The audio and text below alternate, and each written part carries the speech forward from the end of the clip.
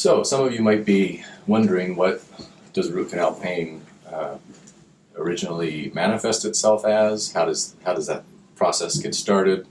What kind of discomfort is it really? So just briefly, this patient presented to our office, referred from her general dentist, that really didn't see anything on the x-ray, couldn't really reproduce her symptoms. She had a previous episode of pain, and then things kind of went away, and then started to kind of come back, and they weren't sure what was going on.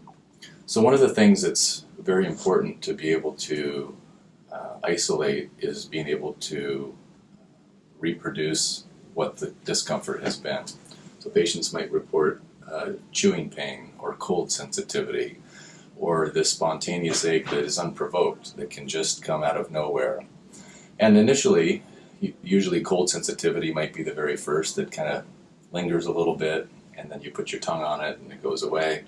As those symptoms and the inflammation continues to grow inside the tooth, and you think of the tooth, it's a rigid encasement, and it can't swell like normal tissues, so the pressure can increase quite rapidly inside the tooth. And so cold sensitivity is the first sign or symptom, and then there's usually some more lingering spontaneous pain. And then there's that magical moment where the tooth moves from inflammation to infection. And there's a moment where you say, hey, this is getting better. I can drink cold, and this is great. But in essence, it's a little further along down the road in the disease process, because now, rather than inflamed tissue, we start to get infected tissue. And that's when we start getting into the possibility of continuous pain, swelling, abscesses, and bone loss, which starts to really be painful. So this patient had gone through all those symptoms. The tooth had started to feel better. They thought that it was just a temporary discomfort that she was having, but what we found upon looking at the 3D scan and running some tests on this tooth is that this upper right molar was what we call a necrotic pulp, which means that the pulp's infected, and it has started to leak out into the bone to create little pockets of infection in the bone.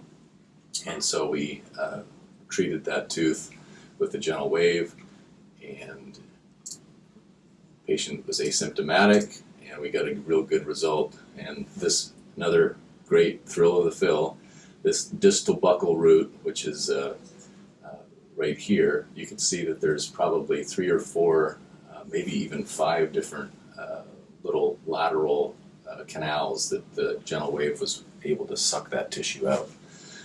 So this patient was feeling much better just even the next day, and we assume that she's going to heal and be back to normal.